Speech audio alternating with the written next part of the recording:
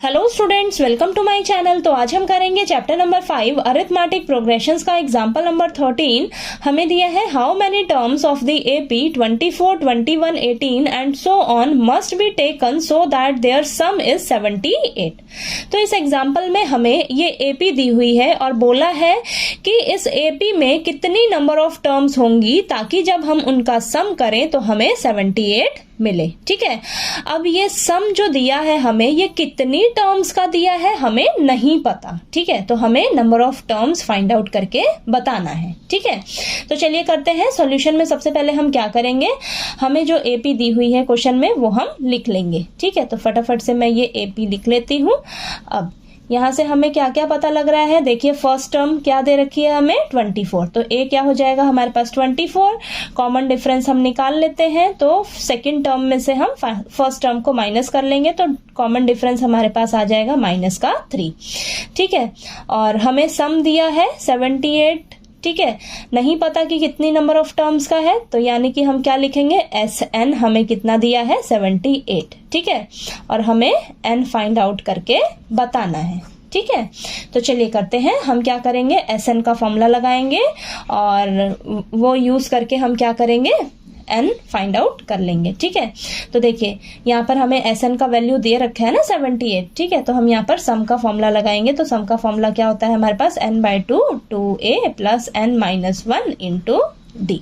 ठीक है, तो SN कितना दिया है 78, N हमें निकालना है, उसे एज इट इज रखेंगे। A कितना दिया है हमें 24, N की जगह N एज इट इज रखेंगे। D कितना है हमारे पास -3। ठीक है, अब 2 डिवाइड में है, इस साइड जाकर मल्टीप्लाई में हो जाएगा, तो 78 into 2 is equal to N, और 2 इंटू 24 करेंगे तो हमारे पास आ जाएगा 48, और -3 को N से मल्टीप्लाई करेंगे और -1 से। ठीक है, तो ये आ जाएगा हमारे पास -3N, और -3 -1 को मल्टीप्लाई करेंगे तो प्लस का 3 आ जाएगा। ठीक, अब 78 को 2 से मल्टीप्लाई करेंगे तो हमारे पास आ जाएगा 156, और यहाँ पर पहले हम ब्रैकेट को सॉल्व कर लेते हैं। तो देखिए 48 और ये 3 प्लस करेंगे दोनों को तो 51 आ जाएगा, -3N एज इट इज रहेगा। अब यहाँ पर 156 इज इक्वल टू N को एक बार 51 से मल्टीप्लाई करेंगे तो 51N, फिर N को हम -3N से करेंगे तो हमारे पास आ जाएगा -3N²। ठीक है, अब यहाँ पर ना हमारे पास इक्वेशन बनेगी।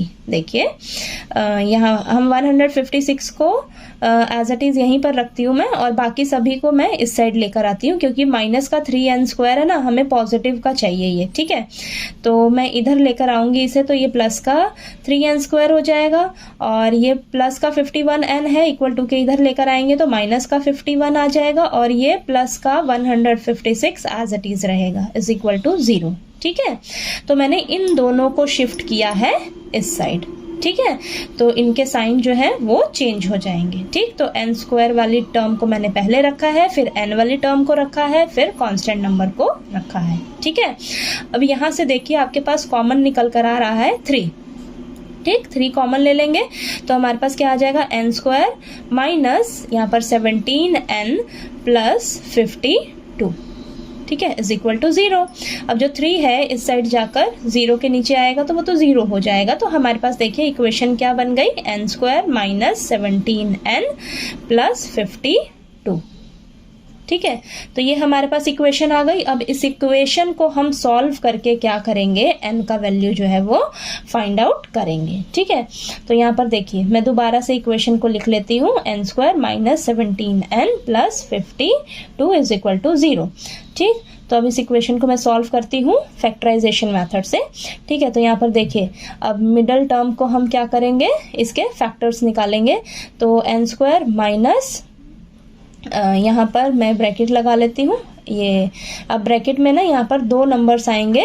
ठीक है, अब वो 2 नंबर्स ऐसे होने चाहिए जिन्हें हम प्लस करें तो हमें 17 मिले। ठीक है, तो चलिए मैं बताती हूँ आपको ये कैसे करना है आपको। तो यहाँ पर देखिए अब n² का यहाँ पर कोफिशिएंट क्या है, 1 है, कांस्टेंट नंबर क्या है 52 है। इन दोनों को मल्टीप्लाई करिएगा तो आपके पास क्या आया 52 का फटाफट से फैक्टर निकालिए।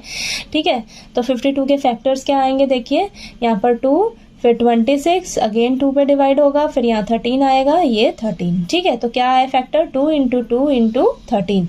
तो इन्हीं फैक्टर्स में से ये दो नंबर्स हमारे मिलेंगे और वो दो नंबर ना ऐड होंगे। ठीक, क्यों? क्योंकि देखिए कांस्टेंट नंबर आपका प्लस का है, तो वो जो दो नंबर्स आप ढूंढेंगे वो आपस में ऐड होके 17 बनाएंगे और वो दो नंबर्स को हम जब मल्टीप्लाई करेंगे तो हमें ये 52 मिलना चाहिए। ठीक है, तो देखिए अब इन फैक्टर्स में से वो दो नंबर क्या हो सकते हैं हमारे, इन दोनों को मल्टीप्लाई करेंगे तो हमारे पास 4 आएगा और ये वाला हमारा 13 एज इट इज।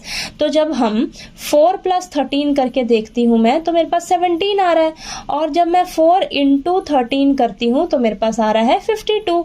यानी कि वो दो नंबर्स कौन से हैं मेरे, 4 और 13 हैं। ठीक है, तो यहाँ पर देखिए 4 + 13 लिख देंगे।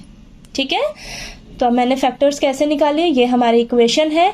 तो इस इक्वेशन में देखिए n के आगे जो नंबर है इसे हमें स्प्लिट करना है दो नंबर्स में। ठीक है, अब वो दो नंबर्स, बाकी सभी को एज इट इज उतार लेना है अपने साइन के साथ। ठीक है, अब वो दो नंबर्स ऐसे होने चाहिए जिन्हें हम प्लस करें तो हमें 17 मिले और जिन्हें हम मल्टीप्लाई करें तो हमारे पास क्या आना चाहिए, जो n² का कोफिशिएंट था और कांस्टेंट नंबर को मल्टीप्लाई करके जो नंबर आया है ना वो आना चाहिए मल्टीप्लाई करके। ठीक है, तो यहाँ पर देखिए ये दो नंबर हमें मिल गए। अब इनको हम सॉल्व कर लेते हैं बस इजीली। तो यहाँ पर आ जाएगा n² - 4n, ये माइनस अंदर जाएगा दोनों के पास और ये n जो है इधर से दोनों के पास आएगा। ठीक है, मल्टीप्लाई होगा। ठीक, अब ये माइनस प्लस माइनस का 13n + 52 = 0।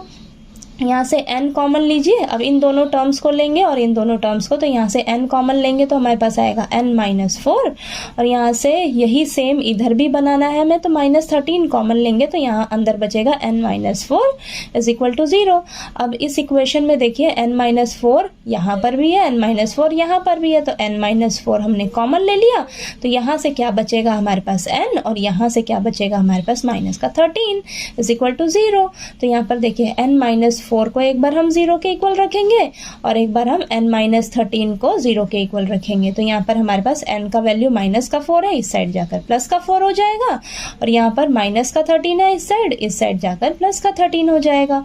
तो हमारे पास देखिए n की वैल्यू यहाँ पर हमारे पास दो निकल कर आ रही हैं। ठीक है, एक 4 आ रही है और एक 13, तो ये हमारी दोनों ही n की वैल्यू जो है पॉसिबल है। ठीक है, यानी कि हम यहाँ पर लिख लेंगे, so the number of terms is either